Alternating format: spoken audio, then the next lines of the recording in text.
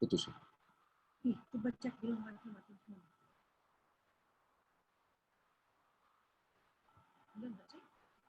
Halo? Audio oke? Oke. Sorry. Saudara-saudara, tidak terasa pertemuan kita sudah 1 minggu berjalan. Dan kami merasa di sini adalah suatu berkat Tuhan di saat kita dikasih kesempatan di tengah-tengah lockdown ini. Ternyata banyak sekali orang yang berminat untuk mencari Tuhan. Karena di rumah nggak tahu ngapa-ngapain, ya sudah kita buka Alkitab. Tapi sesungguhnya bukan karena lockdown lah kita terpaksa mencari firman Tuhan. Sebenarnya ini adalah memang tugas kita sebagai umat Advent. Tetapi mungkin karena kita ini terlena di dalam kesibukan kehidupan kita, akhirnya ya Tuhan izinkan lockdown dulu. Pulang dulu masing-masing ke rumah ya. Ini adalah suatu yang baik. Namun sangat disayangkan banyak orang sekarang mencari Tuhan hanya karena di saat mereka ini takut tahu bahwa sesuatu yang buruk akan terjadi di dunia. Tetapi sesungguhnya penurutan akan terlihat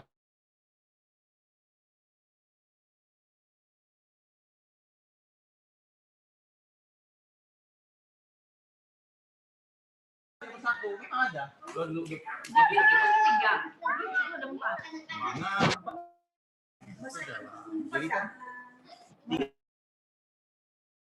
tanpa cari upah atau cari apa ini?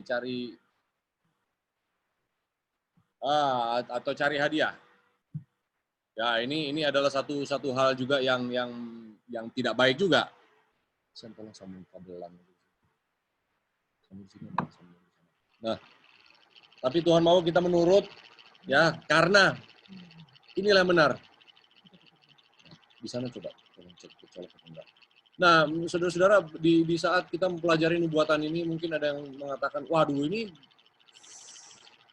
memang serem sekali kalau baca nubuatan katanya. Lalu akhirnya takut, bergegas. Oh ya, saya berjanji nanti kalau memang sudah ini agak ya, ada waktu sedikit, saya akan benar-benar menjadi manusia yang baru.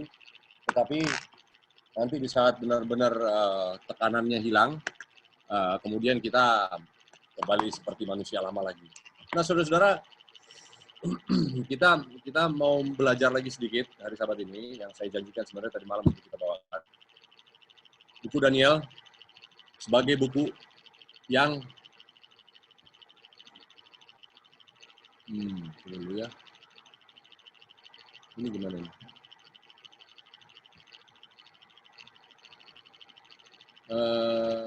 Oke, saya mau share screen dulu.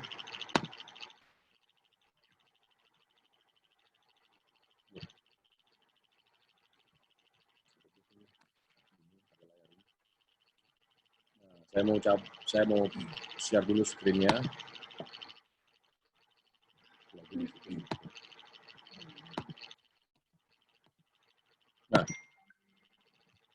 Nah, saudara-saudara,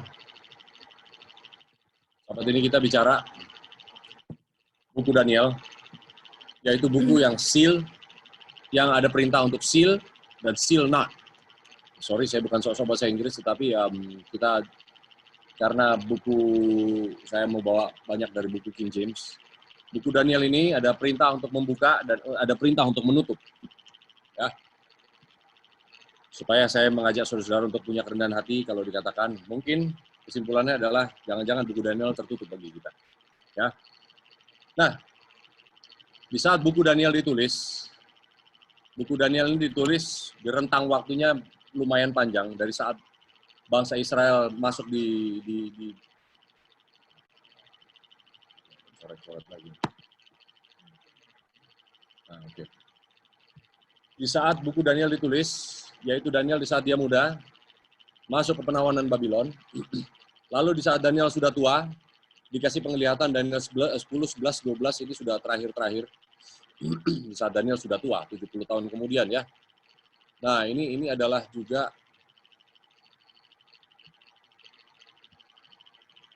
ini apa ini?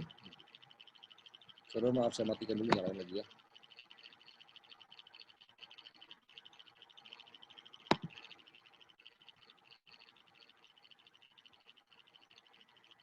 Oke. Saya Nah, oke. Nah, buku Daniel ini ada perintah, kalau kita melihat di buku Daniel 9 ayat 24. Ya. 9 ayat 24 berbicara mengenai kedatangan Kristus, nubuatan mengenai datangnya Yesus sebagai Mesias, yaitu sebagai domba. Ya, kedatangan Kristus sudah dikasih tahu, Daniel 9 ayat 24, ayat 9 ayat 24 sampai 27, berbicara bahwa Kristus akan datang di ujung dari 490 tahun, 70 kali 7 masa diberikan pada bangsa Israel, terhitung sejak 457. Di ujung-ujungnya ini adalah Kristus yang diangkat. Ya. Jadi nubuatan ini memberikan rentang waktu 490 tahun. Nah, setelah 490 tahun ini kita tahu ujungnya adalah di mana? Di tahun 34. Inilah ujungnya. Oke. Nah, tetapi di ujung dari tahun 34 ini dikatakan 1 minggu terakhir, yaitu 7 tahun terakhir, 7 hari terakhir, 7 tahun terakhir, Tuhan akan membuat perjanjian ini menjadi berat. Ya. Lalu di buku Daniel dikatakan, seal the book, tutuplah buku ini. Nah, jadi ada perintah untuk seal Daniel 9, 24 sampai 27. Buku ini tertutup. Ya. Ada pesan tulisannya buku Daniel tertutup. Nah, tetapi apa yang terjadi saudara-saudara? Nah, di dalam buku Daniel juga dikatakan buku Daniel juga dikatakan, Daniel berapa kemarin-kemarin? 11 ayat 35, 40, Daniel 12 ayat 4, 9 menuliskan buku Daniel ini adalah buku yang tertutup yang tidak akan terbuka sampai akhir zaman. Kita tahu akhir zaman kapan dimulai kemarin pelajarannya? Inilah akhir zaman. Ya. Jadi buku Daniel adalah buku yang ditulis bahwa buku ini akan tertutup. Nanti dibuka di akhir zaman, ya. Nah, ini bahasa Inggrisnya unsealed. Tidak ditutup, artinya terbuka, ya. Buku Daniel yang ditutup di saat buku Daniel ditulis, tidak ada yang bisa mengerti buku Daniel, tetapi buku Daniel kemudian di-unsealed di akhir zaman. Nah, tetapi saudara-saudara, kita tahu ya, ini tulisannya di Daniel 12 dan 4 dan 9. Buku Daniel dibuka di 1798. Oke, mudah diterima itu. Tetapi ada tulisan bahwa buku Daniel juga dibuka di tahun 27 Masehi. Dari mana saya tahu ini? Cara disinilah Kristus datang pertama kali. Di tahun 27 inilah Yesus berdiri mengatakan Markus 1 ayat 15. Yesus mengatakan the time is fulfilled, ya. Waktunya sudah genap. Kalau bilang waktu genap, ini berbicara mengenai nubuatan. Ya, apa yang digenapi? Ya nubuatan lah. Jadi Yesus bicara waktunya sudah genap. Markus 1:9. Kerajaan kasih karunia sudah dekat, kerajaan Tuhan sudah dekat, terimalah Injil. Ya, Yesus bicara kepada siapa? Di tahun 27 di saat dia dibaptis, dia tahu di saat dia dibaptis, dia tahu persis bahwa ada kegenapan nubuatan. Yang Yesus bukakan di sini adalah buku mana? Buku Daniel 9 ayat 24 sampai 27. Ini bukan kata saya, saudara-saudara. Ini dibaca di buku Great Controversy. Saya tulis di sini aja ya. GC 352 352. Ya. Lalu ada satu lagi. Buku Spalding Magan halaman 58 paragraf berapa ini? 4. Nah, saya mau baca yang ditulis di Spalding Magan. Tulisan nubuat. Ya, dari mana kita tahu bahwa kedatangan Yesus. Jadi buku Daniel yang dijanjikan bahwa Daniel ini akan dibuka nanti di akhir zaman, 1798. Tetapi ternyata dibuka juga oleh Yesus di tahun 27. Nah, Paling megah halaman 58, paragraf keempat.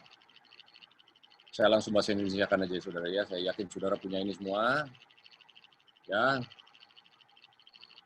Jadi saat Kristus datang ke dunia ini, tradisi-tradisi yang sudah diturunkan dari generasi ke generasi dan interpretasi manusia terhadap scripture membuat kebenaran ini tersembunyi. Lalu kebenaran ini dikubur di bawah mass of tradition, tradisi yang begitu banyak tradisi-tradisi. Ya. Nggak ditulis di Alkitab, tradisi-tradisi ini dibuat sesudah Maleaki, Nabi terakhir, dikirimkan oleh Tuhan, buku Perjanjian Lama selesai, Yesus nggak datang 400 tahun sesudah itu. Jadi 400 tahun ini, apa yang terjadi? Mereka buat pengganti dari nubuatan, yaitu Talmud Yahudi.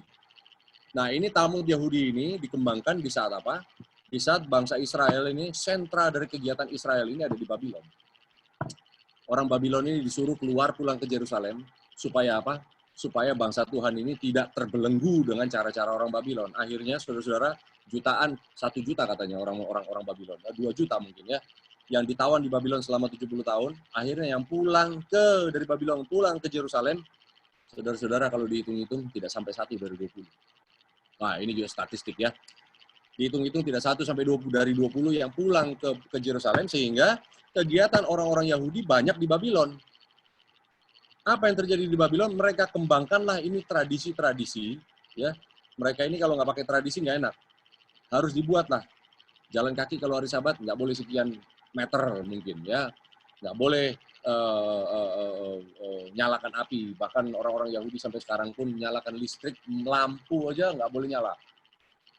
Gedung-gedung di Israel, di Amerika juga kalau ada banyak orang Yahudi katanya, kalau hari Sabat itu setiap lantai lift itu dia akan berhenti. Supaya apa?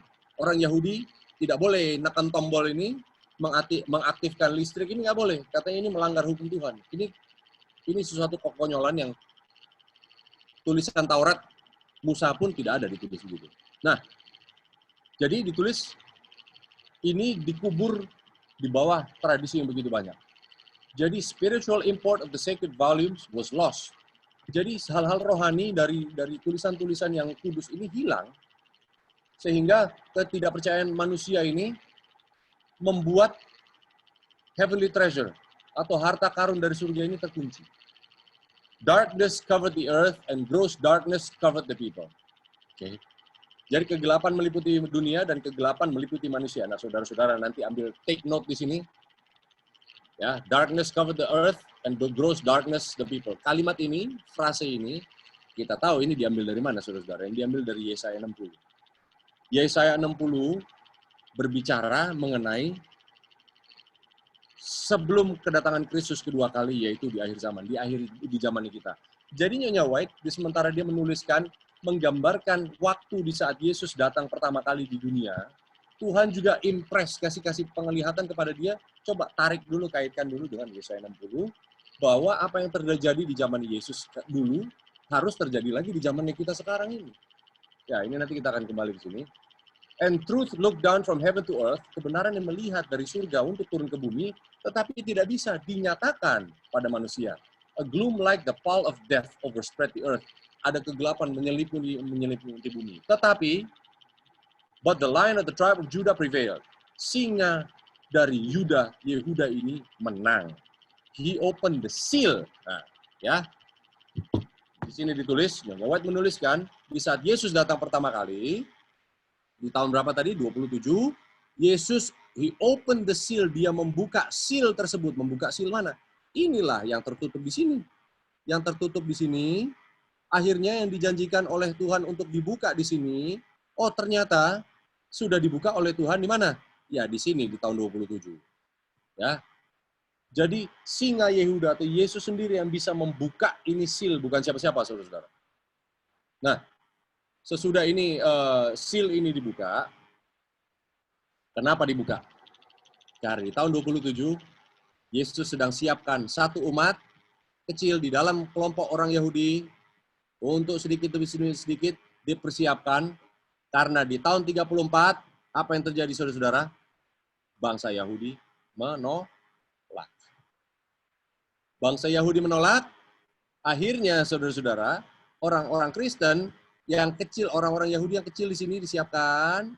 Setelah tahun 34 mereka disiapkan, orang Yahudi mayoritas menolak, akhirnya yang menjadi apa?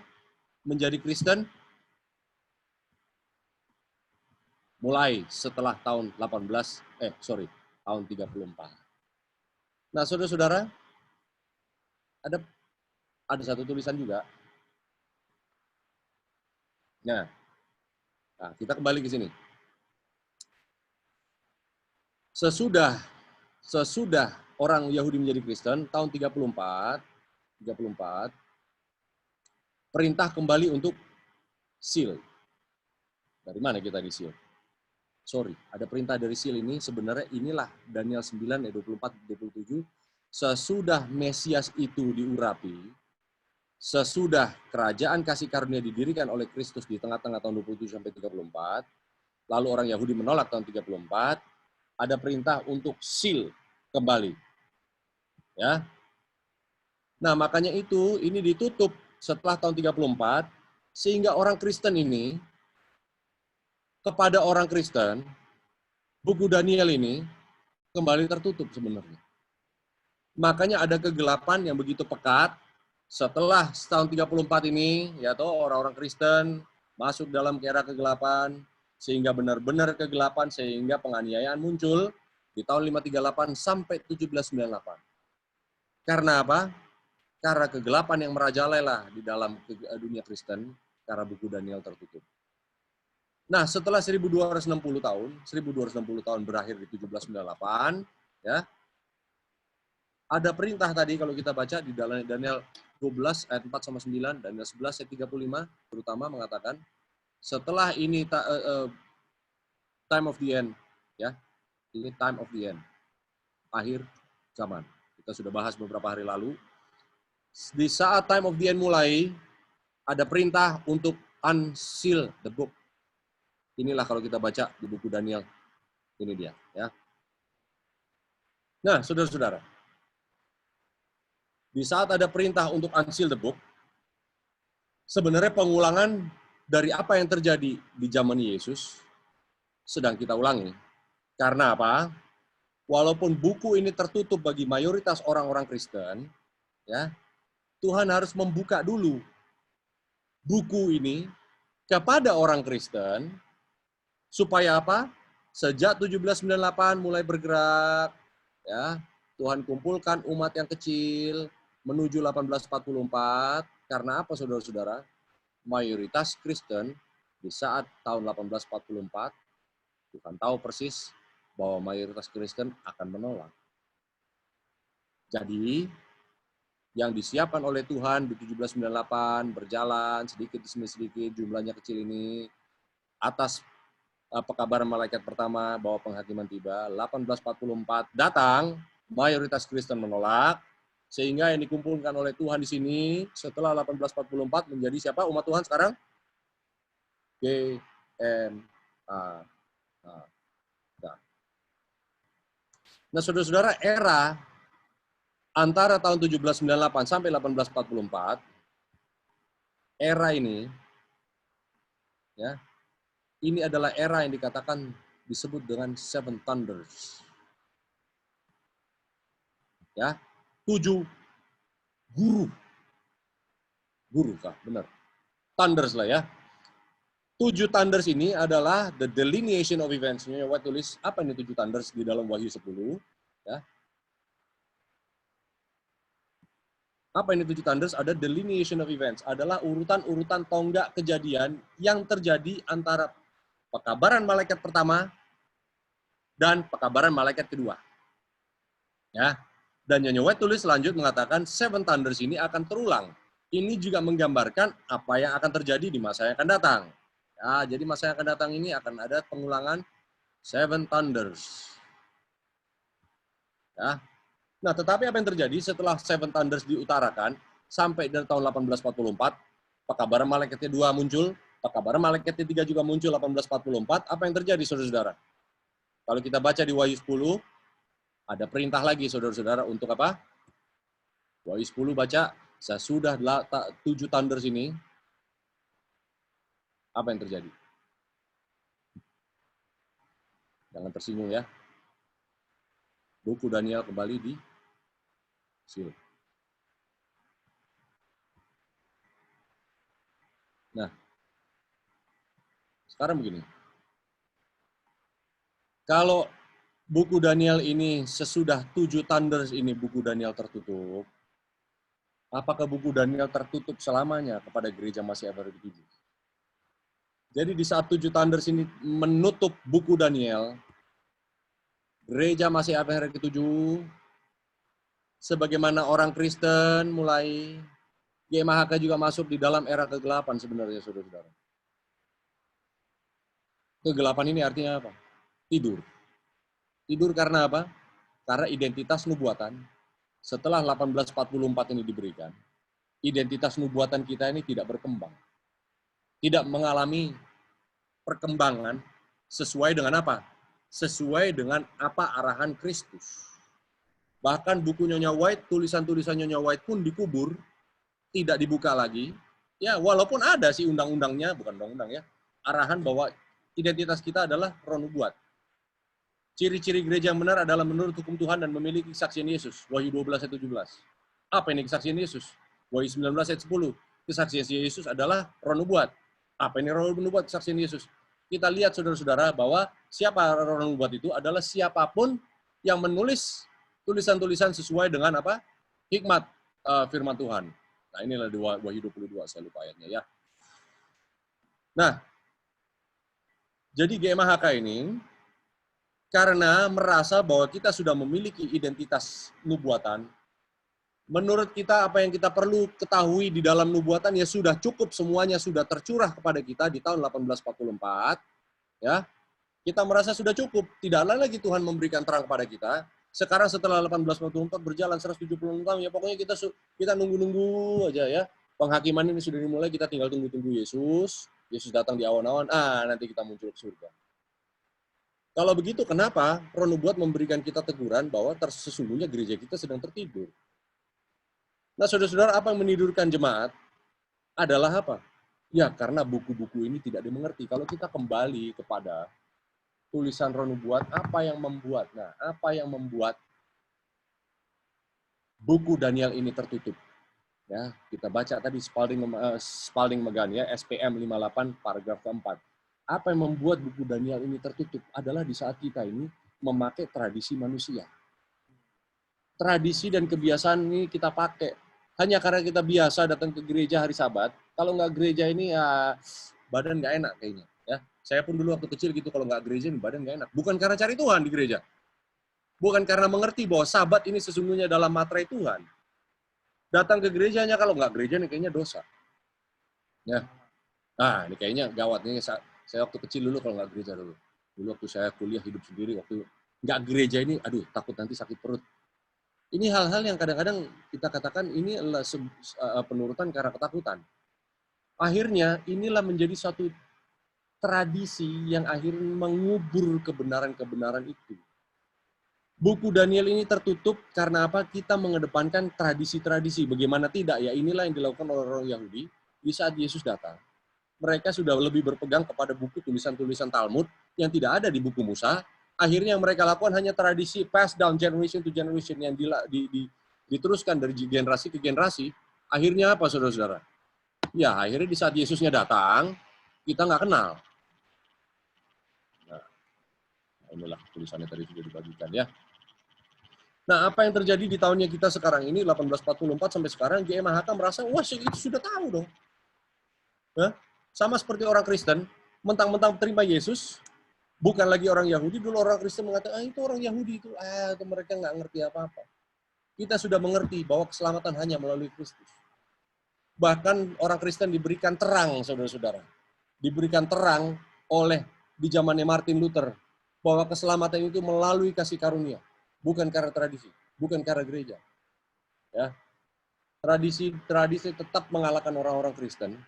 Lalu pada 1844, orang Kristen pintunya tertutup. Karena apa, saudara-saudara? karena merasa bahwa segala sesuatu mereka yang mereka sudah mengerti sudah dimengerti oleh mereka. Nah, orang Advent setelah 1844 menjadi satu umat, biji mata Tuhan, dan memiliki terang yang luar biasa katanya. Tetapi kalau kita baca di dalam Wahyu 10, sesudah 7 thunder ini, buku ini disuruh tutup lagi. Apa buku yang disebut di dalam buku Wahyu 10 ini? Adalah buku Daniel. Nah, saudara-saudara, kalau kita mengetahui buku GMHK ini sedang tertutup, tapi Tuhan menjanjikan bahwa Wahyu, Revelation. Wahyu 22 ayat 10, 11, 12. Coba kita baca. Aduh. Wahyu 22 bicara mengenai apa, saudara-saudara? Adalah kedatangan Kristus.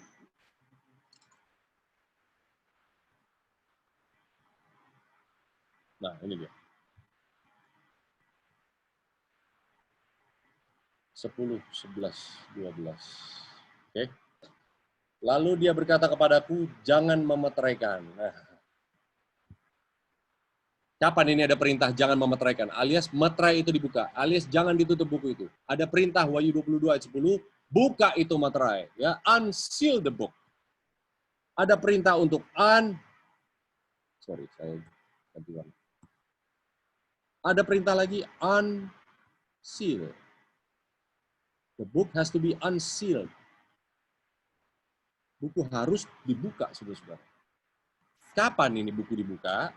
Yaitu sesegera di saat Wahyu 22 ayat 10, 11, 12 ini terjadi. Kapan ini? Jangan meteraikan perkataan-perkataan nubuat dari kitab ini, sebab waktunya sudah dekat. Ya, buku ini harus di-unseal karena waktunya sudah dekat. Kapan ini waktunya dekat untuk orang-orang Advent? Ya, untuk kita mengerti pintu akan tertutup di saat satu fenomena yang namanya apa?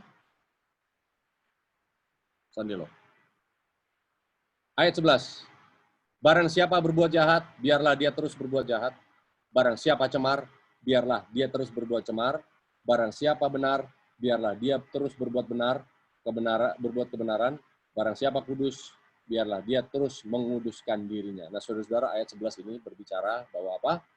Waktunya sudah dekat. Waktu yang sudah dekat itu adalah waktu yang mana? Ya, waktu di saat ayat 11 ini terjadi. Yang jahat bertambah jahat, yang baik bertambah baik, yang kudus bertambah kudus. Nah, ini kalau kita baca, Nyonya White ini menuliskan Wahyu 22 ayat 11 ini adalah fenomena yang ditemukan di saat apa, saudara-saudara? Wahyu 22 ayat 10 sampai 11 sampai 12 lah ya. Terjadi di saat apa? Buku Great Controversy halaman 490 paragraf kedua. Ini berbicara mengenai apa? Satu pintu yang tertutup. Yaitu pintu kasihan yang tertutup. Di saat pintu kasihan yang tertutup, kita tahu disitulah biarlah yang baik bertambah baik, yang jahat bertambah jahat, gitu. Yang kudus biarlah kudus, yang benar biarlah kebenaran, yang cemar biarlah dia terus cemar. Artinya tidak ada lagi kesempatan untuk bertobat. Inilah pintu kasih yang tertutup. Jadi kalau kita pelajari buku Wahyu 22 ini berbicara mengenai apa? Sesaat sebelum pintu kasihan yang tertutup. Pintu kasihan tertutup ini tentu apa, saudara-saudara? Seal. Buku ini selamanya tertutup, artinya ya bukan tertutup lagi. Saya mau koreksi dulu lah, jangan bilang seal, karena ini sudah bukan seal lagi, tetapi apa? Berbicara mengenai kebinasaan atau pintu kasihan tertutup. Pintu kasihan tertutup sekarang. Oke? Ada sesuatu yang benar-benar tertutup. Oke? Nah, Wahyu 22 ayat 10 berbicara mengenai sesaat sebelum pintu kasihan tertutup, bahwa ada perintah jangan memeteraikan buku Daniel. Ya. Ada perintah untuk unseal the book. Kenapa harus di-unseal, saudara-saudara?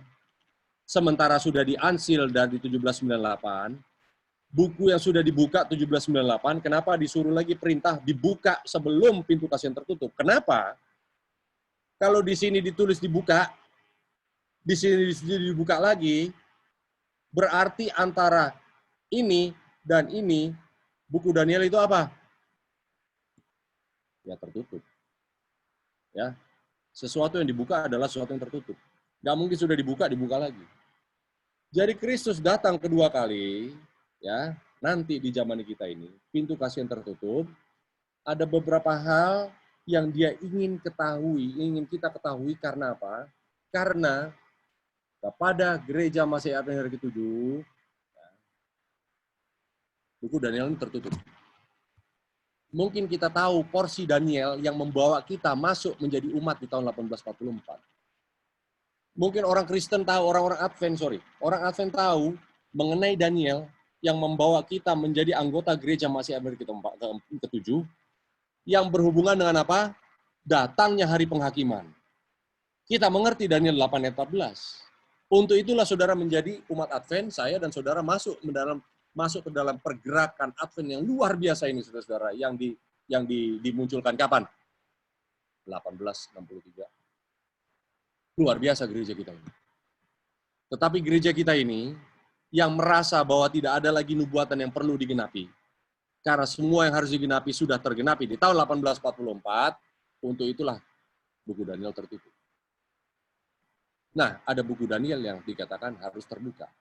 Inilah yang kita sudah bicara beberapa hari lalu, saya lupa hari Kamis atau Rabu ya, bahwa unsealing of the book of Daniel, buku Daniel yang dibukakan terakhir kali adalah buku Daniel yang akan mengingatkan kita sebagai satu umat gereja Masih Advent ke-7 untuk melihat bahwa sesungguhnya pintu kasihan sudah mau tertutup. Penghakiman bukan lagi dimulai seperti 1844, tetapi penghakiman akan diselesaikan. Nah, saudara-saudara, kita sudah baca. Hari ini saya nggak mau mengajak saudara untuk mengulang. Kenapa 1989 menjadi tanda, menjadi era di mana buku Daniel ini sedang dibuka. Buku Daniel yang mana yang sedang dibuka, saudara-saudara? Adalah buku Daniel 11, 40b sampai 45. Ya. Nah, kalau kita tahu bagaimana Nyonya White menulis, saya tulis di mana ya, ini tulisan hamba Tuhan Nyonya White mengenai Seven Thunders ini didapat di dalam manuskrip rilis volume pertama, halaman 99, paragraf pertama. Berbicara mengenai bahwa kejadian yang terjadi di 1798 sampai 1844 itu ya, akan terulang kembali di masa yang akan datang. Kita bahas beberapa hari lalu, Nyonya White mengatakan sisa dari Daniel 11 hampir semuanya tergenapi. Di saat ini tergenapi, kita akan melihat pengulangan dari apa yang sudah terjadi di dalam sejarah yang tertulis sesuai dengan Daniel 11 ayat 30 sampai 36. Saudara nggak usah baca di situ, kita sudah lewatkan ini, nanti lihat aja di rekaman. Bahwa di saat ini terjadi, inilah penggenapan bahwa umat Advent sedang diberikan buku Daniel sekali lagi, buku Daniel akan terbuka sehingga saudara dan saya akan melihat bahwa kita dengan secara cepat sedang masuk ke dalam era sebentar lagi pintu kasih yang tertutup. Bagi kita pintu kasih yang tertutup bukan bagi dunia lain, saudara-saudara. Sama, tidak sama kita. Pintu akan tertutup bagi kita, pintu cuma satu ya. Cuma kesempatan bagi kita untuk menjadi partisipan, menjadi peserta untuk memberitakan Injil sampai ke ujung dunia melalui pekabaran malaikat ketiga, yaitu apa? Jangan terima tanda binatang itu, yaitu di saat apa? Tanda binatang muncul. Nah, saudara-saudara, dunia nggak akan mengerti tanda binatang itu apa. Aduh, saya tulisannya teman-teman ya. Saudara, banyak kita sekarang memberitakan kabar kepada dunia bahwa, lihat itu, ingat loh kita harus menguduskan Sabat dan sebagainya. Kita harus tahu bahwa dunia akan mengeluarkan tanda binatang. Kita akan ajarkan dunia bahwa ini Sandelo, ini kekuasaan Paus dan sebagainya. Orang Advent paling banyak bicara mengenai Paus kepada orang luar. Percuma, saudara-saudara.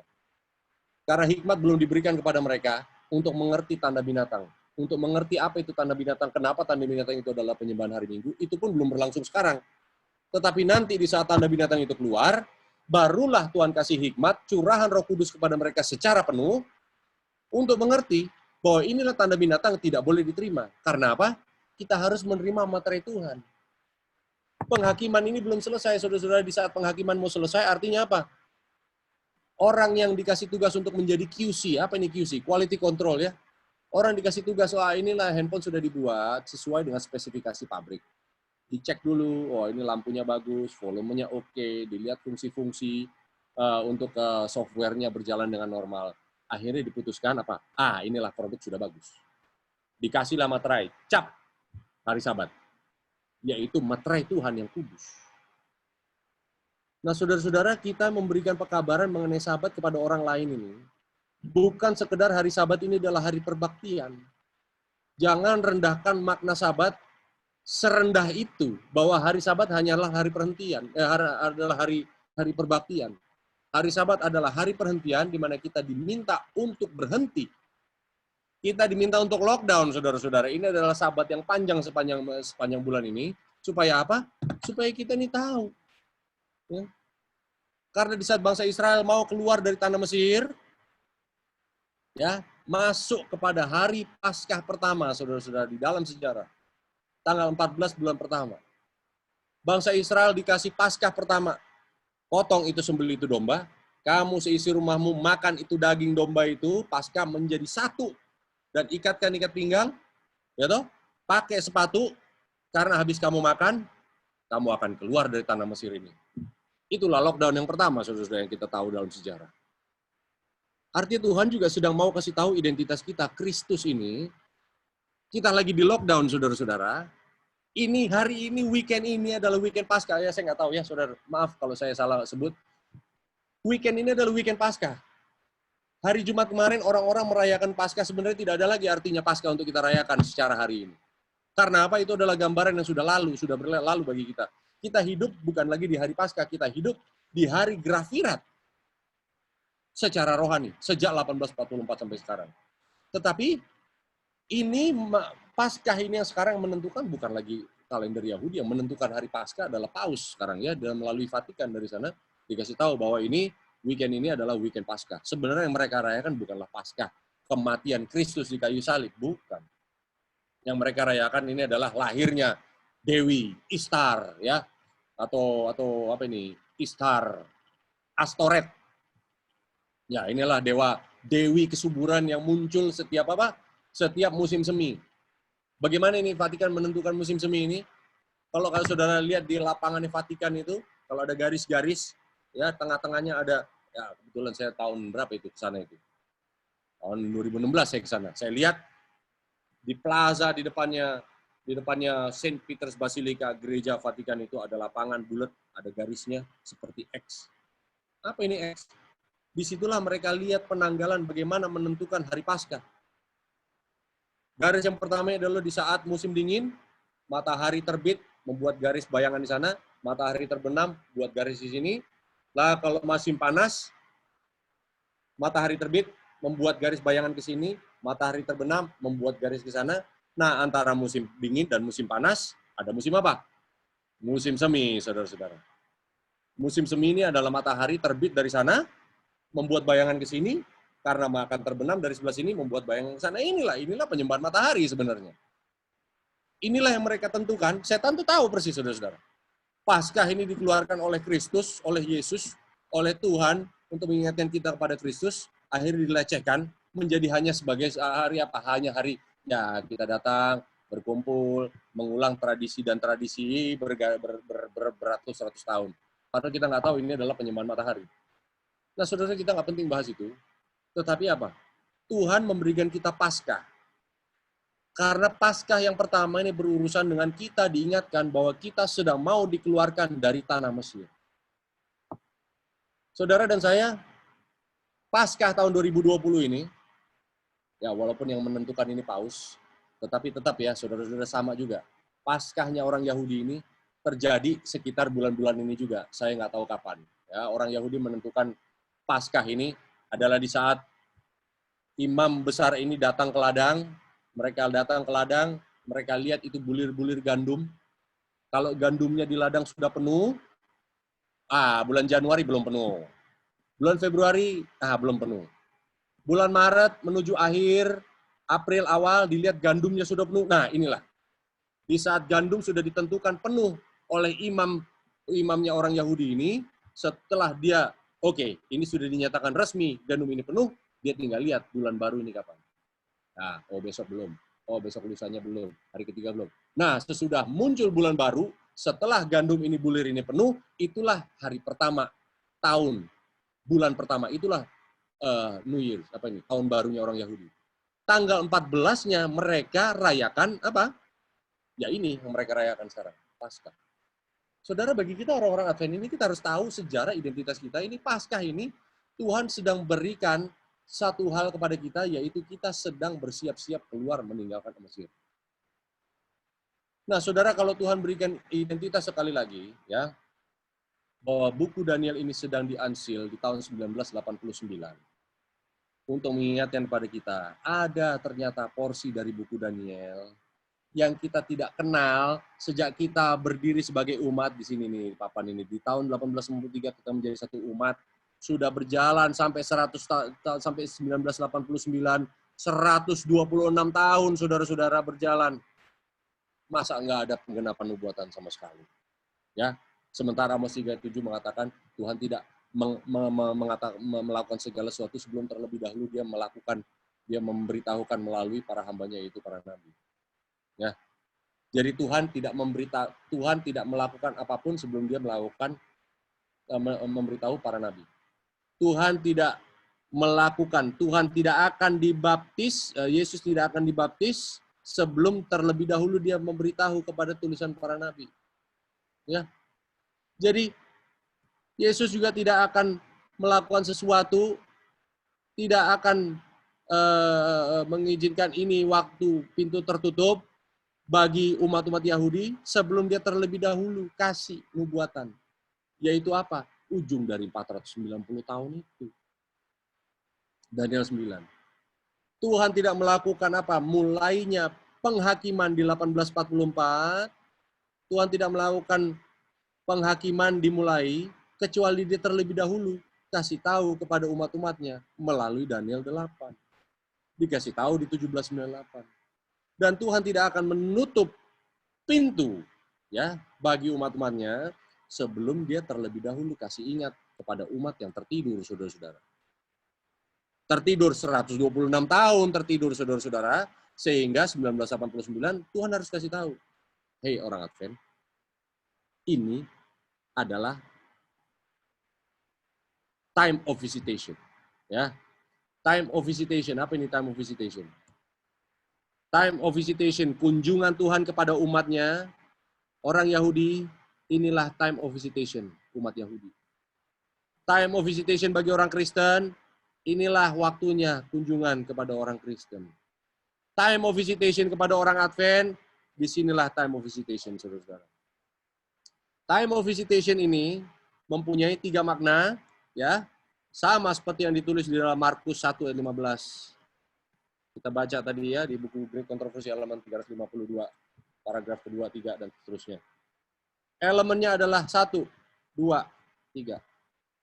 Secara intelektual bisa kita ketahui, saudara, time is fulfilled. Intelek kita bisa gampang, saudara-saudara pelajari. Oh, begitu ya. Ya, itu pun banyak terima, banyak yang tidak ya. Waktunya sudah genap. Yesus bilang kepada orang Yahudi. Ya. Ada apa dengan orang Yahudi? Bahwa kerajaan, kasih, karunia tiba pada orang Yahudi. Ya. Oleh karena itu, orang Yahudi bertobat, terimalah Injil.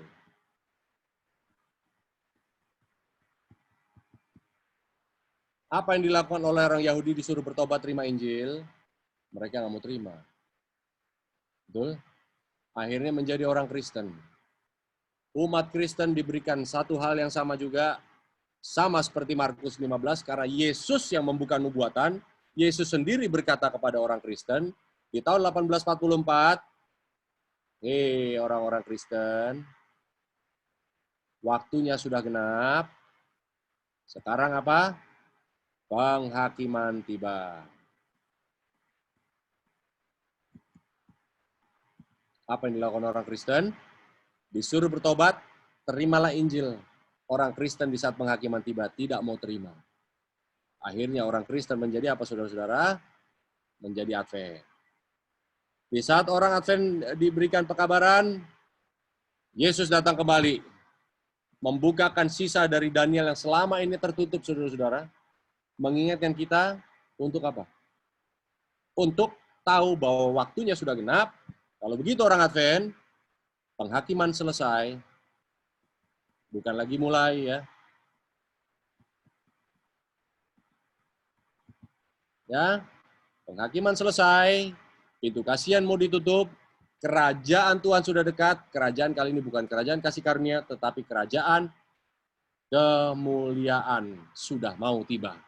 Matius 25:31 mengatakan bahwa di saat kerajaan kemuliaan, di saat Yesus datang kedua kali, yaitu di saat manusia mencerminkan tabiatnya secara sempurna, Yesus menerima tahta kerajaan kasih kemuliaan sekali lagi. Orang Advent dikasih tahu penghakiman sudah mau selesai, kerajaan kemuliaan akan dimulai oleh Kristus sebentar lagi, karena sebentar lagi datang. Apa yang dilakukan orang-orang Advent? Bertobatlah orang-orang Advent, terimalah Injil. Orang-orang Advent bilang apa, saudara? Kita ini orang Advent. Kita ini orang-orang yang luar biasa biji mata Tuhan. Kita ini orang-orang yang sudah hidup dibangunkan oleh Tuhan di 1844. Disuruh bertobat, terima Injil, saudara-saudara. Tidak mau. Karena apa? Merasa diri sudah hebat. Nah, saudara-saudara, kalau kita kembali, saya nggak mengatakan ini adalah satu doktrin, ya, yang harus benar-benar akhirnya kita gembar-gembor, bikin seakan-akan menjadi pergerakan fanatisme, pergerakan legalis. Ini jangan dititik beratkan seakan-akan ini menjadi suatu yang membuat kita ini menjadi suatu ketakutan yang berlebihan. Saudara-saudara, kalau kita mau mencari tahu, ya, nah, kenapa ini 126 tahun ini adalah seperti paralel bagaimana orang Kristen di dalam kegelapan 1260 tahun. Panjang, saudara. Ya. Saudara-saudara, bahkan beberapa dari kita, gereja kita ini sendiri, kalau lihat apa ini 126 tahun, saudara pernah dengar mengenai mene, tekel, atau shekel, ufarsin. Mene ini adalah ukuran 1 shekel. Mene lagi adalah ukuran 1 shekel. Mene adalah ukuran 50 shekel. Mene lagi adalah ukuran 50 shekel lagi. Shekel adalah 1 shekel. Ufarsin adalah setengah dari mene. 50 tambah 50, 1 tambah 25, 120 tahun. Mungkin nggak? Ya, di saat kita menolak untuk membuka mata kita bahwa Kristus datang sebentar lagi, kita menolak untuk membuka mata kita kembali kepada tulisan-tulisan nubuatan, saudara-saudara. Kitalah yang akan didapati kedapatan ringan. Saudara-saudara, Tuhan tidak membuang gereja kita ini. Tadi malam kita sudah bahas panjang lebar, saudara-saudara, bahwa gereja kita ini, ya gereja yang terakhir. Tidak ada lagi gereja. Sesudah Sandilo ini nggak ada lagi gereja. Ini sejak 1989 tidak diajak kita keluar dari gereja. Bukan bikin gereja baru. Ya, orang Yahudi juga tidak diminta untuk gereja baru. Tuhan datang kepada orang Yahudi. Orang Kristen juga tidak diminta untuk bikin gereja baru. Miller tidak mau bikin gereja baru. Nyonya White tidak mau bikin gereja baru. Tetapi mereka dikeluarkan. Kenapa dikeluarkan? Karena banyak dari mereka ini, pemimpin-pemimpin akan membuat seakan-akan, nah, ini orang-orang yang mulai dibukakan matanya adalah orang-orang yang membuat kacau di dalam gereja. Di saat Nyonya White berbicara mengenai, Yesus mau datang loh. Yesus mau datang loh. William Miller datang ke gerejanya Nyonya White di saat Nyonya White masih 15 tahun. Nyonya White dikatakan, waduh ini jangan-jangan benar Kristus mau datang. Akhirnya beberapa orang di dalam jemaat Nyonya White ini mau, waduh Yesus benar-benar mau datang. Akhirnya mereka menggali dengan sungguh-sungguh tulisan-tulisan Alkitab. Mereka belajar, mereka berdoa, mereka benar-benar menjadi orang yang luar biasa baik. Kemudian inilah yang mengganggu stabilitas gereja saat itu.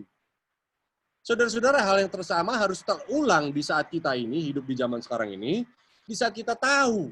Saudara, boleh kesampingkan, ini jangan-jangan nubuatan ini nggak benar dan sebagainya, tetapi kita terima atau tidak terima secara intelek bahwa time is fulfilled, saudara-saudara, kita tidak percaya bahwa inilah sedang penggenapan nubuatan, tetap hujan itu artinya turun kepada kita, dan sebagian akan terima, dan sebagian tidak akan terima. Artinya apa? Saudara, jangan kita katakan, wah ini pelajaran ini, berarti enggak. Ini si Ramon enggak. Saudara, kesampingkanlah, gitu. Ini bukan sekolah pendeta, ini nggak punya gelar doktor ini. Nggak punya gelar master aja nggak ada dalam teologi. Saya nggak sekolah teologi ya, saudara. Saya orang bodoh teologi ya. Tetapi apa yang Tuhan mau nyatakan pada kita, semuanya sudah terpampang di dalam tulisan-tulisan yang mudah, saudara, kita bisa menjadi pintar, karena Tuhan sudah memberikan teknologi yang begitu gampang. Kalau bicara mengenai Paskah, cari semua tulisan Paskah di dalam Alkitab, kita simpulkan apa yang kita harus buat di dalam hari Paskah. Kita tahu mengenai hari penghakiman, cari semua tulisan Alkitab mengenai hari penghakiman, cari tahu apa yang kita harus buat. Nah, saudara-saudara, kalau saja ini benar-benar bahwa ini adalah akhir, adalah panggilan terakhir untuk saudara dan saya kembali kepada tulisan-tulisan nubuat. Harus kita tahu apa yang tulisan Nyonya White mengatakan, ya. Saya mau baca tulisan saudara-saudara sedikit. Di dalam bukunya tulisan mana itu tadi? Oke. Nah.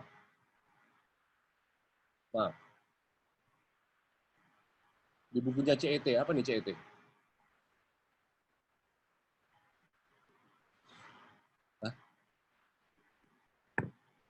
Bukan CET. Saudara-saudara kalau tahu singkatannya bukunya Nyonya White CET apa? Christian Education? I don't know. Bukan. Itu Fundamentals of Education. Anyway, oke. Saya mau tulis di sini buku tulisan Nyonya White CET singkatannya. Halaman 36 paragraf pertama. Oke. Saudara saya Christian Experience and Teaching. Thank you Saudara Wira. Oke. Dan Saudara Grace Lili Kaparang dan semua. Ini saya mau kembalikan saudara-saudara. Pengalaman yang dialami oleh umat-umat Tuhan di sini menjadi pengulangan bahwa umat-umat Tuhan harus mengalami hal yang sama. Pengalaman umat-umat Tuhan di sini, termasuk di dalamnya Nyonya White, harus menjadi pengalaman saudara dan saya di eranya ini. Ya, Nyonya White di saat dikatakan oleh William Miller, Kristus mau datang. Ya, kita tahu tanggalnya benar. 22 Oktober benar, 1844 benar itu penanggalan bahwa itulah ujung dari 2300 petang dan pagi, tetapi kejadiannya salah. Bukan Yesus datang, tetapi Yesus memulai suatu penghakiman. Kita tahu ini semua. Tetapi pengalaman yang dialami oleh Nyonya White dan sekelompok umat kecil ini yang sungguh-sungguh yang kemudian menjadi gereja Masih Hari ke-7, kemudian menjadi pengalaman kita yang hidup di zaman sekarang, karena kita sedang mengulangi. Apa yang dilakukan oleh Nyonya White dan teman-temannya? Mereka masih muda, saudara-saudara. Mendengar William Miller berbicara, hati mereka gentar. Aduh, jangan-jangan benar-benar ini Yesus mau datang. Akhirnya, beberapa orang mengatakan, itu mengada-ngada. William Miller kan petani, bukan dokter. Apa yang terjadi, saudara-saudara? Ini Nyonya White cerita ya. Di saat mereka dengar seri yang dilakukan oleh pendeta William Miller menjadi menggugah sekali. Nah, Ellen White dengan temannya namanya Robert di sini, ini diceritakan Blessed Hope, ya satu pengharapan yang diberkati. On the way home, we talk seriously concerning the evidences of our new faith and hope. Di saat mereka jalan pulang ini, mereka berbicara mengenai apa? Apa yang mereka sudah dengar dari William Miller, saudara-saudara. Seakan-akan gini, benar nggak nih si William Miller ya? Apa benar Yesus mau datang ini? Nah, Nyonya White masih 15 tahun, di tahun 1844 itu, dia dengar pekabaran ini, gentar juga, dia bilang, waduh, dia nggak tahu gimana ya. Lalu temannya si Ellen White ini, Robert namanya, Ellen, apakah kita sedang tertipu? Apakah pengharapan akan kedatangan Kristus yang sebentar lagi datang ini adalah suatu yang heresi? Apa ini heresi? Bahasa Indonesianya. Saya jadi lupa. Apa heresi? Bidat. Betul ya, oke. Apakah sesuatu yang kita dengar dari William Miller ini apa ada sesuatu yang salah, ya sesat? Ya benar, thank you. Apakah ini suatu kesesatan yang that ministers and professors of religion oppose it so bitterly? Apakah ini sesuatu yang menyesatkan? Karena para pendeta dan orang-orang yang mengakui ini ahli-ahli agama ini sangat menentang.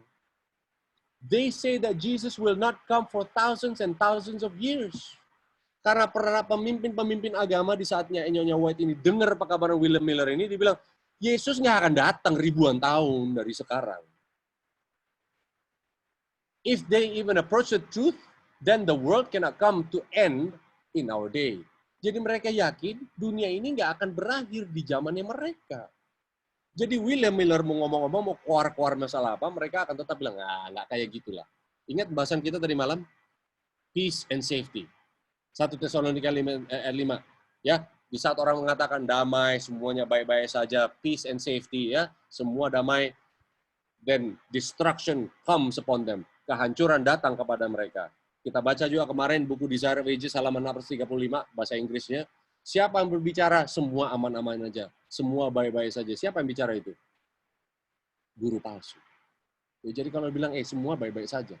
Bahkan corona ini baik-baik saja. Hati-hati saudara-saudara. Menurut tulisannya White, yang bilang ini semua everything is okay, semua baik-baik saja, itulah guru palsu. Lalu, jadi saya tidak berani tahu kepada orang untuk encourage, memberi semangat mereka. Tetapi, White katakan, dia membalas, I have not a doubt, but the doctrine preached by Mr. Miller is the truth. Nyonya White bilang, saya yakin, saya tidak bimbang, tidak ragu, bahwa yang dihotbahkan oleh William Miller adalah kebenaran. What power attends his words? Lihatlah kuasa yang menyertai kata-kata William tersebut. William Miller itu. What conviction is carried home to the sinner's heart? Kutipannya ditulis. Waduh, panjang ini. Ya, coba baca aja nanti lihat di rumah. Saya yakin semua lihat di sini ya. CET 36, paragraf pertama. Jadi Nyonya White ini yakin karena rohnya dari William Miller ini benar-benar berbicara untuk merobek hati manusia yang keras ini, membuat dia bertobat. And then we talk the matter over candidly as we walked along. Lalu Nyonya White dan temannya ini jalan pulang ke rumah sesudah khotbahnya William Miller ini. Mereka and decided that it was our duty to and privilege to look for our Savior's coming. Jadi dia memutuskan bahwa ini adalah tugas kita dan adalah privilege. Hak istimewa bagi kita untuk menunggu kedatangan Kristus.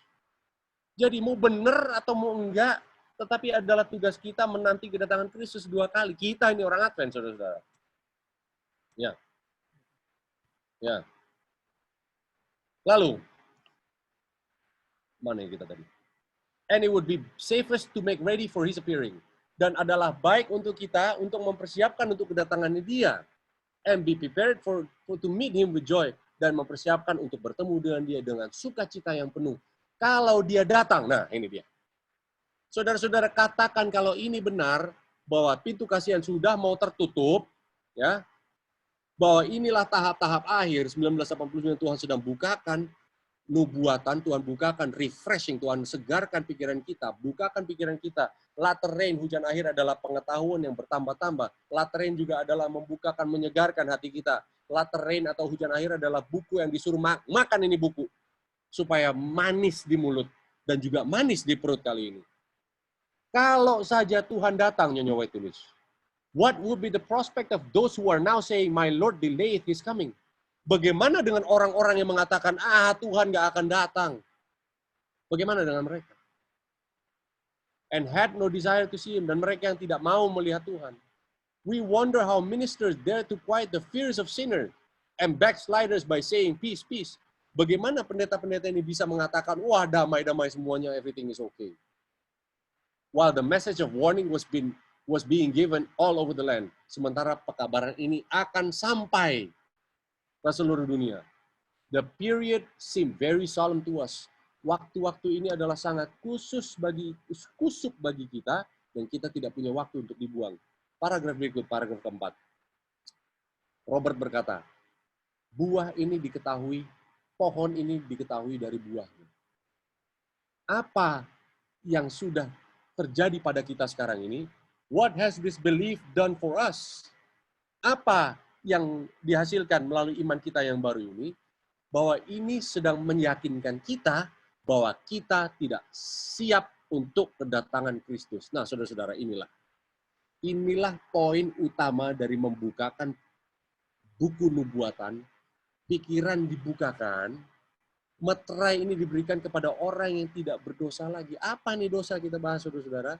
Dosa yang paling besar adalah di saat kita merasa kita nih hebat, kita nih siap. Dosa yang paling besar adalah di saat kita nih tidak perlu apa-apa lagi kita rasa. Justru di saat ini hujan akhir ini sedang turun, ya, dikatakan di sini, a tree is known by its fruit. Ini sudah meyakinkan kita bahwa ternyata kita ini tidak sadar untuk menghadapi kekudusan Tuhan. Bahwa kita harus menjadi murni di dalam hati, dan kita tidak bisa bertemu dengan Sang Penebus dengan di dalam damai. And it has aroused us to seek for new strength and grace from God. Roh ini sedang membawakan suatu apa, saudara-saudara? Membuat suatu excitement, suatu kerinduan untuk benar-benar mencari suatu kekuatan baru dan juga kasih karunia dari Tuhan berlebihan lagi. Karena apa? Karena di saat kita tahu, oh ternyata pintu kasih yang tertutup. Roh sedang turun kepada kita sadari, aduh cilaka saya. Cilaka kita. Yesaya 6 pun sedang mengalami, Yesaya pun dari Yesaya 6 ini, Yesaya begitu hebat menobatkan orang lain. Celaka kamu, tidak ikut sama Tuhan, celaka kamu. Inilah orang-orang Advent juga sekarang sombongnya, saudara-saudara, merasa, wah gereja kita ini banyak ini kuasa Hazael di dalamnya ini. Waduh, sudah terlalu duniawi. Banyak yang berdiri menentang kita ini menjadi pendekar-pendekar roh nubuat, saudara-saudara. Yang seperti tadi malam kita katakan sebagai Yehu modern. Menentang ini gereja kamu, ini pendeta kamu salah, ini pimpinan salah, ini dan sebagainya. Akhirnya apa? Lihat saya.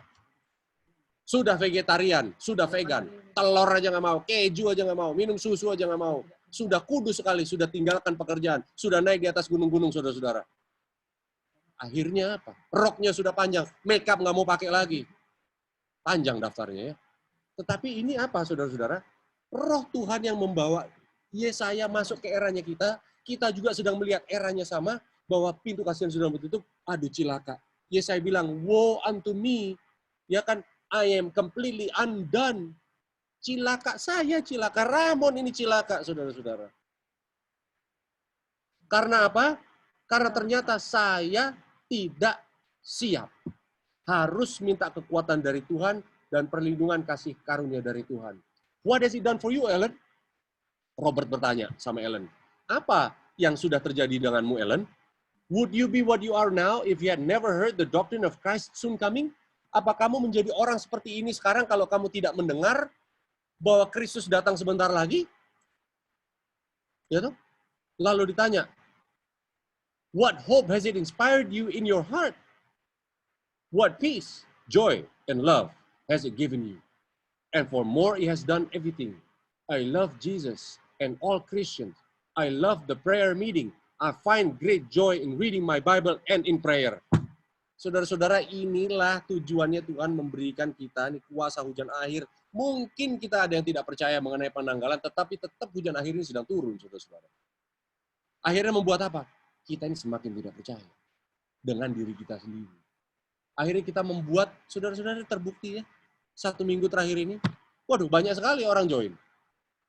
Ya mungkin join karena nggak tahu ngapain di rumah ya. Tetapi paling tidak mencari kembali kebenaran Tuhan, menggali lagi. Aduh, apa benar ini? Apa benar Tuhan mau datang? Yesus, apakah benar engkau sebentar lagi datang? Apa benar pintu kasihan sudah mau tertutup? Inilah efek dari hujan akhir. Saudara-saudara, ini boleh ditutup semua pelajaran-pelajaran ini. Katakan saudara, katakan mungkin ini nggak benar. Saudara, mungkin aja nggak benar. Mungkin nggak benar, tetapi saya rasa benar. Ya. Karena apa?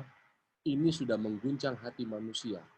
Makanya Nyonya White menuliskan, jangan kabarkan apapun yang lain. Kabarkan apa yang berkumandang di tahun 1841, 40, 41, 42, 43, 1844. Yaitu apa? Pekabaran yang mengguncang hati manusia. Pekabaran yang membuat orang ini siap datang untuk datang Yesus 2 kali.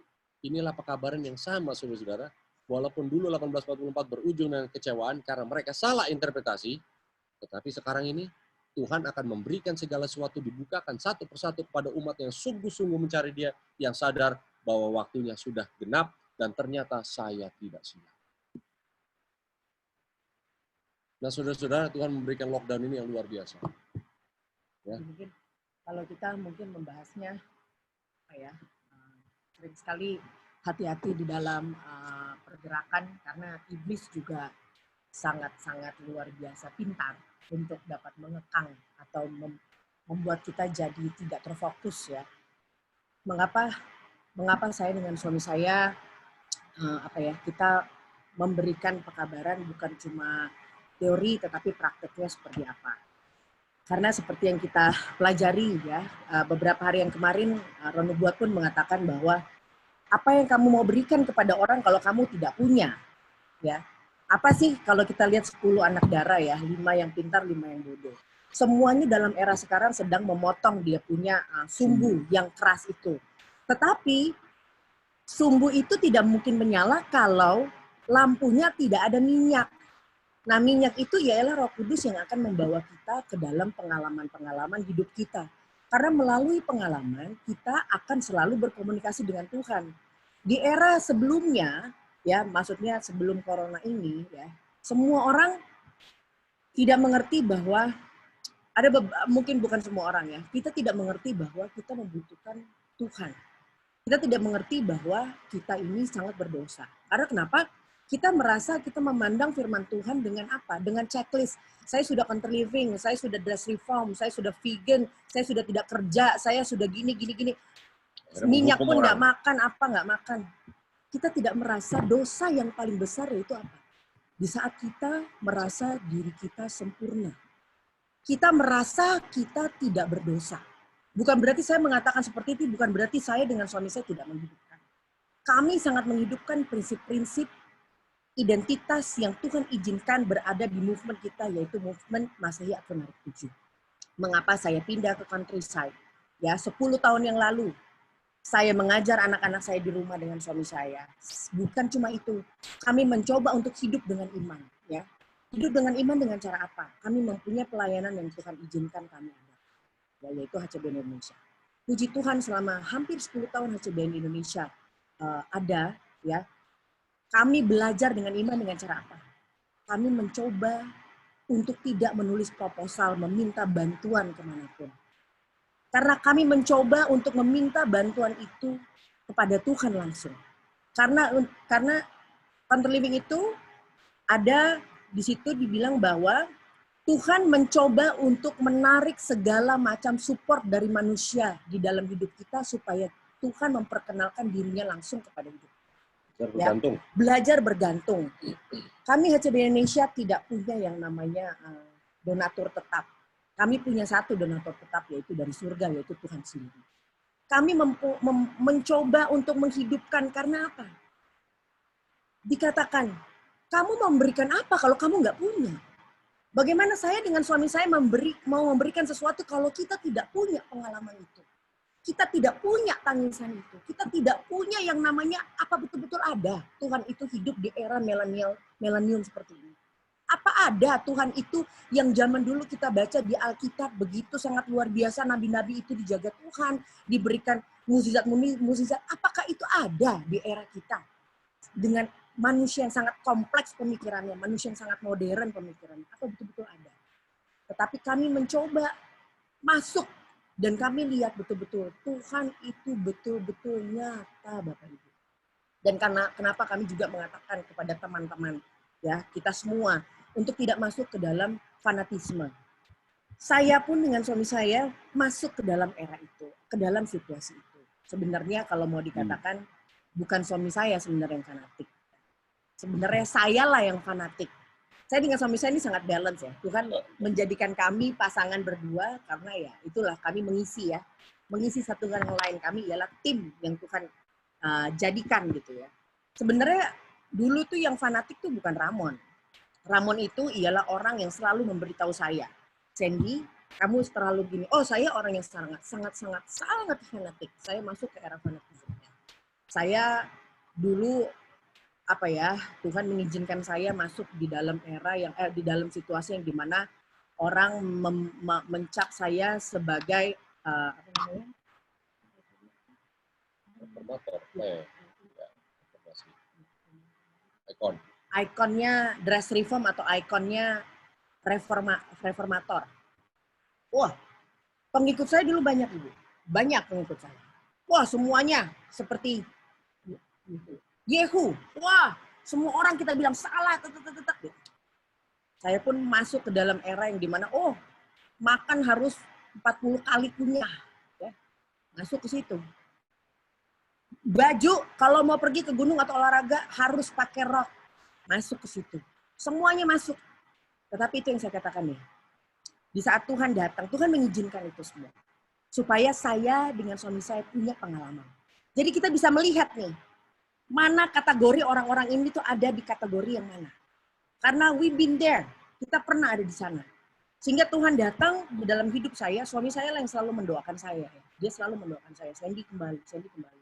Saya kemanapun ibu, saya bawa makanan saya sendiri. Karena saya takut kalau makan punya orang, saya takut tidak sesuai dengan apa yang saya pelajari. Karena saya melihat reformasi itu ialah standar dari dosa. Jadi kalau kamu makan minyak, kamu dosa. Kan gitu. Itu pemahaman saya zaman dulu.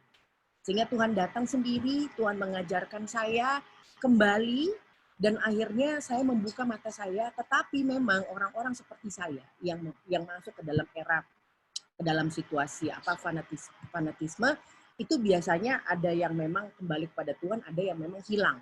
Hilang karena kenapa? Setan mengizinkan kita punya banyak pengikut. Setan mengizinkan kita mempunyai image yang sangat luar biasa. Jadi akhirnya tanpa kita sadari, yang ditinggikan tuh kita. Bukan Tuhannya, Tuhannya kita kesampingkan, yang ditinggikan tuh kita. Ya. Sehingga akhirnya Tuhan mengembalikan itu semua, mereinstall hidup saya, tapi dengan satu panggilan. Tuhan katakan itu apa? Pegang tanganku, dan saya bilang sama Tuhan, Tuhan bagaimana image saya? Tuhan katakan, penonton kamu bukan manusia, tapi audiens kamu yaitu aku.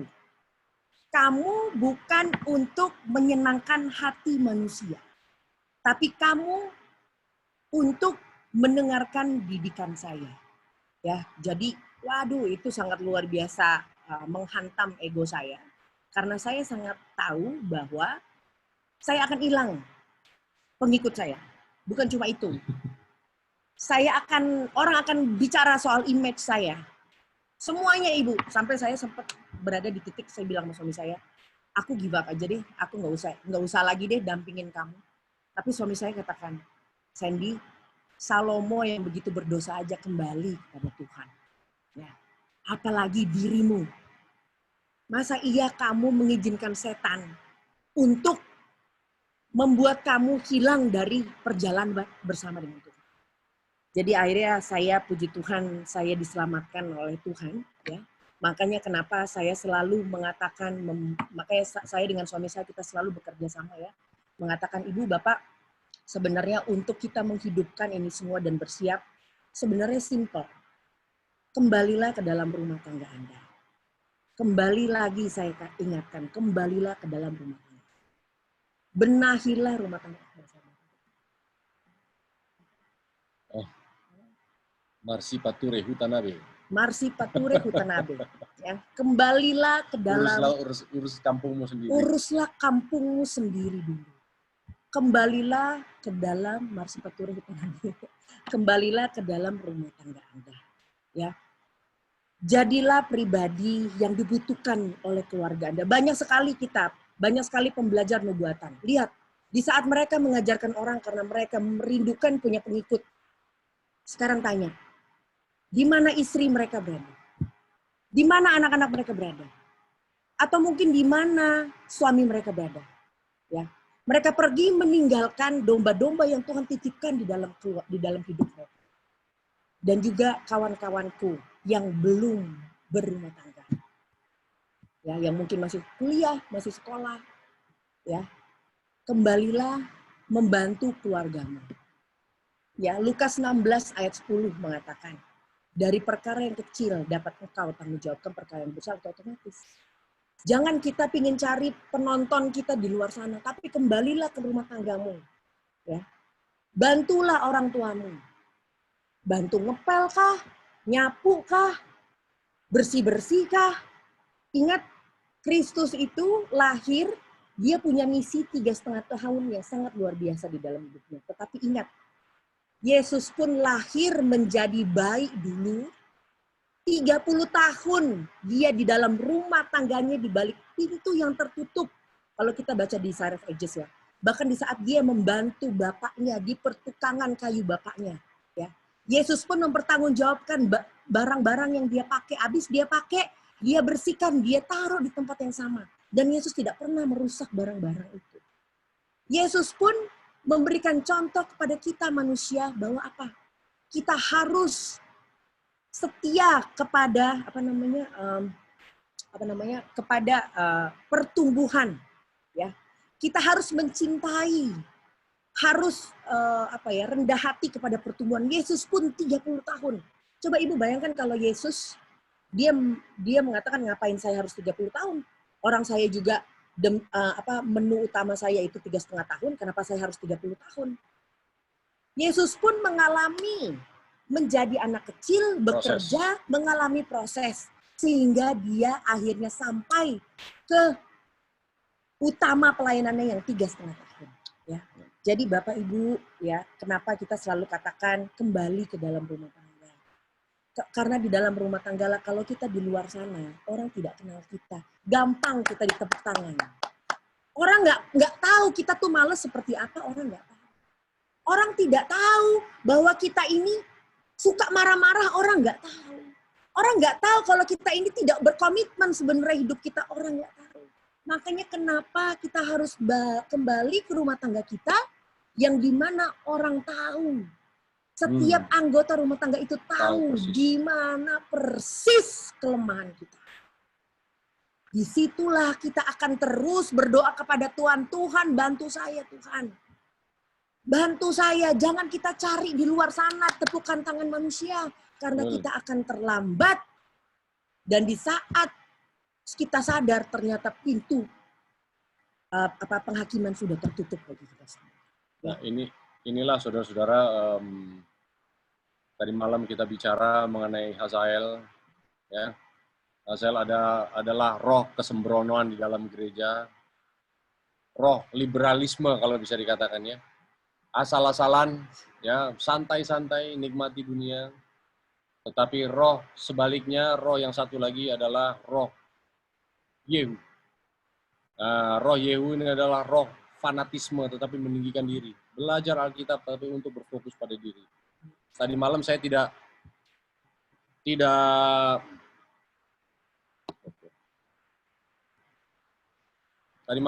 tidak membahas mengenai roh Elisa.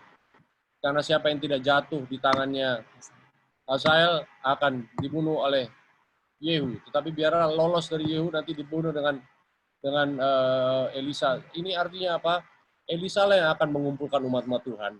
Di saat kita tahu bahwa Tuhan sesungguhnya tidak mau kita memiliki roh Hazael, tapi Tuhan juga tidak mau kita memiliki rohnya Yehu. Kita harus memiliki rohnya Elisa. Rohnya Elisa adalah roh kerendahan hati.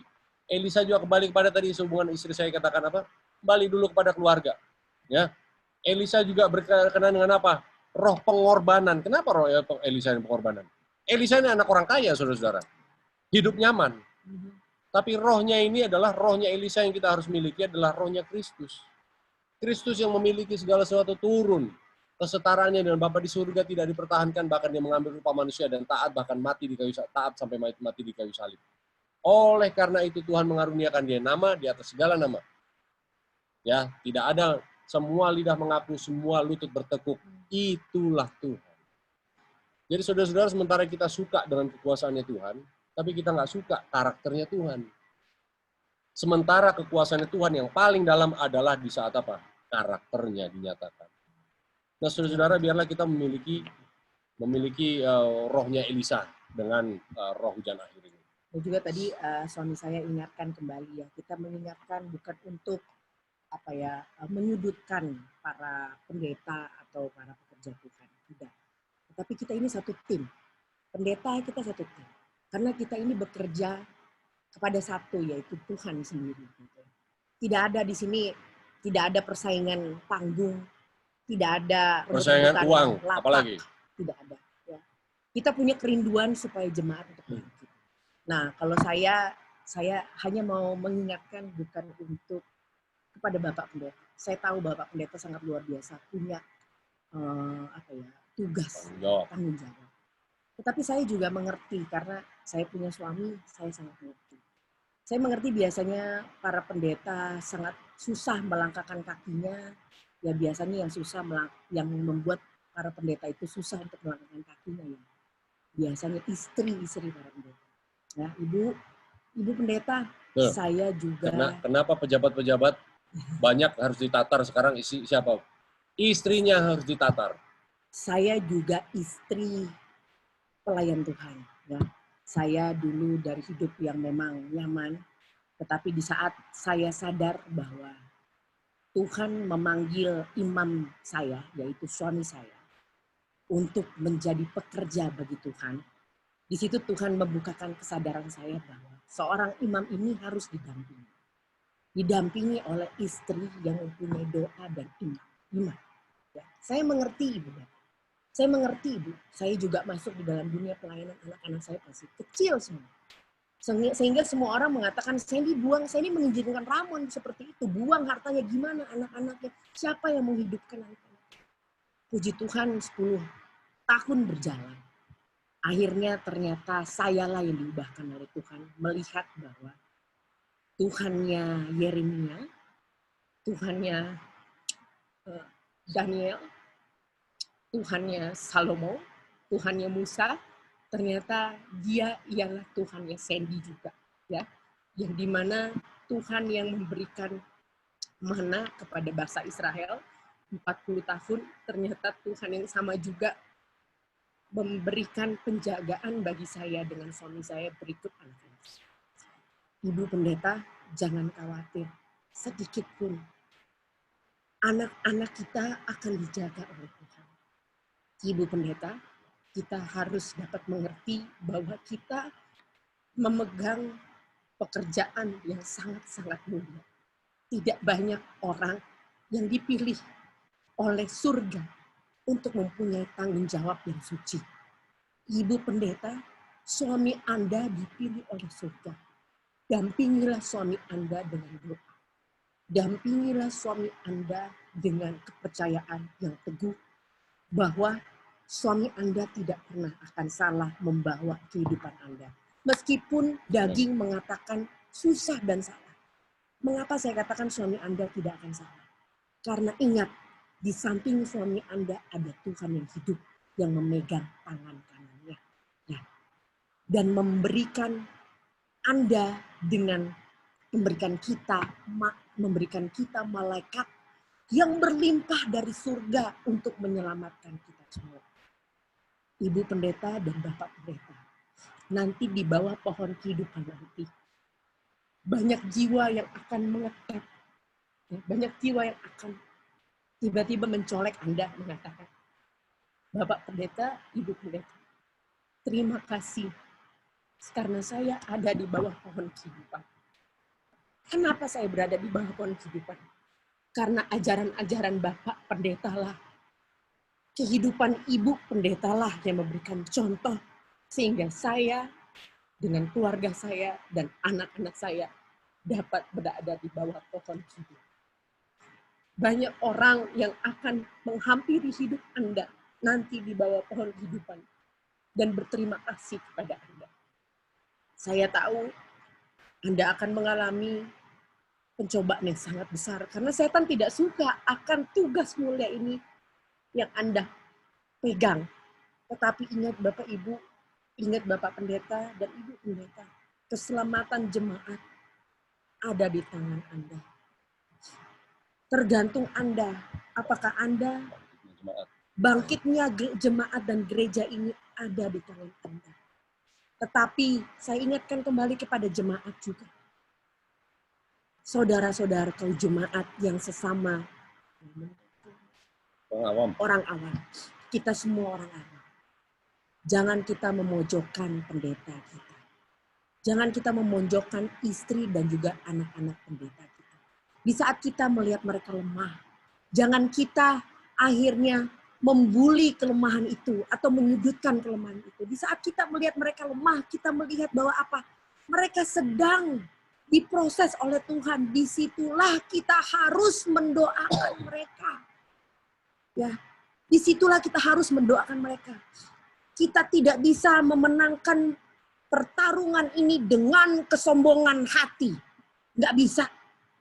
Kita tidak bisa memenangkan pertarungan surga ini dengan mengatakan, saya ini hebat. Lihat pendeta, kalau kamu pingin hebat, kamu harus seperti saya. Tidak. Kita akan memenangkan pertarungan ini dengan kerendahan hati dari surga. Mari Bapak Ibu, orang awam, dengan para pendeta, dengan ibu pendeta. Mari kita kerjasama mengembalikan identitas ini kembali ke dalam rumah Tuhan. Di saat corona ini selesai, mari kita kembali ke gereja bukan untuk menonjolkan siapa yang lebih kaya, bukan untuk menonjolkan siapa yang lebih pintar nubuatan. Tidak, tetapi kita kembali ke dalam gereja Tuhan untuk merendahkan hati kita. Siapa yang lebih rendah, disitulah dia dapat menunjukkan siapa Tuhan. Mari kita sama-sama Bapak Ibu kembali memberikan hati kita kepada Tuhan. Saudara, ini teguran bagi kita semua, bukan hanya pemimpin-pemimpin. Ya, Roh Kristus yang diturunkan kepada jemaat tidak membedakan yang mana yang awam, yang mana yang pengerja, yang mana orang baru di gereja, yang mana sudah bergenerasi-generasi, sudah puluhan tahun. Sama semua kita ini. Tapi Tuhan membuat kita ini untuk lebih merendahkan hati. Inilah ciri-ciri Kristus. Jangan datang lagi masuk ke pintu-pintu gereja dengan roh persaingan. Ini adalah suatu janji yang harus kita buat sama Tuhan. Bisa kita merasa bahwa diri kita lebih, kita sesungguhnya belum memiliki kasih Kristus. Jangan bawa roh persaingan dalam gereja. Kalau punya pun jangan dipamerin. Ya, tampillah semakin lama semakin sederhana, semakin lama semakin rendah hati, ya, semakin kalau ada kesempatan lebih dulu saling tegur, jangan nunggu orang lain menegur, kita lah dulu menegur siapa. Ya, di dalam gereja ini akan ada pertikaian, tetapi satu hal yang menyatukan kita hanyalah Kristus. Ciri-ciri dari hujan akhir ini akan membuat kita semakin lama semakin merasa jangan-jangan saya yang salah. Jangan-jangan saya yang berdosa. Jangan-jangan bukan orang itu yang saya anggap bersalah selama ini. Jangan-jangan saya yang selama ini bersalah. Kalau kita semua mempunyai roh itu, saudara, masuk ke dalam gereja, ya, di dalam rumah tangga mempunyai roh seperti itu, kita bertengkar bertahun-tahun istri sama suami, orang tua dan anak. Selama ini karena merasa diri benar. Roh hujan akhir adalah roh Kristus yang kita rasa bahwa segala sesuatu bekerja sama sedang mendatangkan kebaikan bagi mereka yang terpanggil sesuai rencananya, supaya gambar atau citra atau karakter Tuhan sedang mau dikembalikan kepada mereka. Artinya apa, saudara-saudara? Kita hadir di tengah-tengah masyarakat, di dalam keluarga, bukan lagi untuk kita yang merubah dia ini. Bukan kita merubah mereka, tapi kita izinkan mereka ini untuk mengubah tabiat kita. Harus dibalik paradigmanya ini. Tidak lagi saya ngotot sama pendeta, ini tolong doakan istri saya. Dia membuat kesalahan yang sama terus. Ya. Akhirnya pendeta harus mengatakan, hei, tahu nggak, istri kamu ini menjadi alat supaya kamu memiliki tabiat seperti Kristus. Ya, sering kali saya berikan hal yang sama. Kenapa? Tabiat seperti Kristus mau dikembalikan kepada saya, sang suami, diberilah alat yang paling hebat, yaitu istri. Kenapa rupanya istri? Karena istrilah yang menjadi alat yang paling ampuh supaya saya memiliki tabiat Kristus yang maha mengampuni. Apa artinya, saudara-saudara? Dikasihlah alat yang setiap hari akan membuat saya belajar mengampuni. Itu artinya apa? Tiap hari akan bikin marah. Nggak apa-apa. Nah, sebaliknya juga istri kepada suami. Puji Tuhan suaminya kayak gini, dikasihlah kepada istri yang seperti ini. Karena apa, saudara-saudara? Karena istri sedang mau diberikan tabiat seperti Kristus yang mencintai tanpa syarat. Bagaimana caranya? Dikasihlah seorang seperti saya. Nggak pernah memenuhi syarat, saudara-saudara. Supaya setiap hari dia belajar mengasihi tanpa syarat, karena saya nggak pernah ketemu syaratnya dia. Kalau kita mempunyai iman seperti ini. Karena inilah Yesus di tengah-tengah umatnya. Ya. Christ in you, the hope of glory. Kolose 1:26. Kristus ada di tengah-tengah kita menjadi harapan kemuliaan. Kalau dia terus begitu, puji Tuhan, ternyata yang belum berubah bukan dia, saudara-saudara. Yang belum berubah adalah siapa? Saya yang belum berubah. Di dalam jemaat, di saat kita sudah beres, saudara-saudara, masuk ke dalam jemaat. Ada orang saudara-saudara sudah bertahun-tahun sebel, ya, sudah bertahun-tahun tidak suka. Tetapi kita praktekkan hal yang sama, kita praktekkan di dalam rumah tangga. Kemudian rumah tangga kita yang lebih besar yaitu jemaat. Bayangkan gereja macam apa nanti kita ini. Kalau semua orang punya sifat seperti itu. Inilah persatuan yang sungguh-sungguh. Inilah roh hujan akhir yang sesungguhnya. Amin. Jadi awalilah langkah dengan yang kecil. Kembalilah ke dalam rumah tangga Anda. Belajar untuk mengenal Tuhan lebih lagi di dalam rumah tangga. Dan juga jangan lupa untuk bekerja sama para awam dan juga para pendeta. Oke. Baik, saudara-saudara, sebelum kita berdoa, saya sebenarnya ditanya sama orang-orang, ya kemungkinan kita akan lanjutkan pertemuan kita. Sedikit, ya, kita kendorin sedikit untuk kencengin lagi ya. Kendorin lagi sedikit untuk kencengin lagi sedikit, ya. Plan berikut mulai hari Minggu ini, ya kita doakan. Besok malam kita nanti kita kasih kabar. Ya, nanti malam kita break dulu. HCBN. Coba nanti kita akan umumkan di HCBN Ya, atau nanti di malam Facebook kita dan sebagainya. mungkin kita break dulu ya supaya bisa dipraktekkan mungkin di rumah. Supaya napas dulu malam hari ini. Oke? Ya, di digest dulu ya. Supaya PR bisa dipraktekkan dulu. Baru nanti kita mulai. Nanti kita kasih Kita umumkan lah gimana. dari Facebook HCBN Indonesia maupun Instagram HCBN Indonesia atau WA. Instagramnya lah. Oke, mari kita tutup dengan doa sebelum kita serahkan pada pimpinan. Bapa di surga, terima kasih Tuhan. Kami sudah bertemu 1 minggu ini Tuhan. Untuk belajar dasar-dasar mengapa Tuhan sedang membangunkan kami sebagai umat Advent hari ke-7 menjadi 10 anak darah yang terkejut malam hari ini Tuhan. Karena segala sesuatu yang kami pelajari, yang kami dengar, yang terlintas di dalam telinga kami Tuhan, masuk ke dalam pikiran kami mengingat semua itu, semua sedang tergenapi satu persatu. Akhirnya kami terhentak dari tidur kami Tuhan, melihat bahwa sungguh benar nubuatan Tuhan sedang tergenapi. Bahwa Kristus akan datang. Tengah malam baru saja berlalu Tuhan, sehingga seruan itu datang ke telinga kami sekarang ini Tuhan. Bahwa Kristus ternyata sebentar lagi akan datang. Biarlah Tuhan, kami didapati menjadi 5 anak darah yang bijak. Karena kami memupuk, kami memelihara Roh Kudus dalam hati kami. Yang menuntun kami senantiasa untuk mengalami pengalaman demi pengalaman. Yang merombak semua tatanan kehidupan kami Tuhan. Dari keluarga kami, dari hubungan kami satu dengan yang lain. Dari bagaimana kami mengeluarkan uang kami yang Tuhan sudah percayakan dalam kehidupan kami. Dari bagaimana kami menata semua kerinduan hati kami, semua mimpi-mimpi kami Tuhan, semua apa yang ada di dalam hati kami, semua kami rombak sesuai dengan tuntunan Roh Kudus. Biarlah semua itu memberikan kami minyak yang cukup Tuhan. Karena di saat kami bangun ini, kami sedang memotong bagian yang sudah keras dari sumbu yang sudah hitam itu Tuhan, supaya api boleh menyala terus. Biarlah Tuhan, mulai saat hari ini kami kembali secara cepat, mungkin Tuhan berikan kami pengalaman waktu yang sudah begitu panjang untuk kami berubah. Mungkin kami belum berubah, karena selama ini kami percaya pada diri kami sendiri, lebih dari percaya pada Yesus. Tapi biarlah kami percaya pada Kristus, lebih daripada percaya pada diri sendiri, sehingga lama-kelamaan kami tidak percaya sama sekali pada diri kami sendiri, Tuhan. Itulah roh hujan akhir boleh penuh pada kami, sehingga kami boleh menerima sabat materai Tuhan yang kudus. Kami boleh dinyatakan sebagai orang-orang yang siap dipertontonkan kepada dunia, membawakan Injil sampai Yesus boleh datang. Terima kasih Tuhan atas gereja Tuhan yang kudus ini. Begitu banyak kecacatan, begitu banyak kelemahan Tuhan. Banyak yang dijalankan dengan cara-cara dunia oleh orang-orang yang tidak bertanggung jawab. Biarlah Tuhan dengan roh Tuhan boleh halau semua itu Tuhan. Karena Tuhan mau menuntun umat Tuhan kembali kepada jalan yang benar. Terima kasih Tuhan atas inisiasi dari gereja Nyur Melambai. Terima kasih pimpinan-pimpinan, Pendeta Pitoy dengan segala upayanya untuk membawa suatu kesempatan ini untuk kembali pada Tuhan melalui belajar. Biar Tuhan berkati jemaat ini dan semua jemaat yang hadir di tempat-tempat berbeda. Seluruh pelosok Indonesia kami lihat melalui layar. dan juga bahkan di luar negeri juga. Biarlah hati Tuhan, hati semua anak-anak boleh kembali kepada hati Bapa, yaitu hati-Mu Tuhan. Supaya hati Tuhan kembali kepada kami semua. Terpujilah nama-Mu Tuhan, kami akan sambung pertemuan kami lagi nanti. Dalam nama Yesus kami berdoa mengucap syukur. Amin.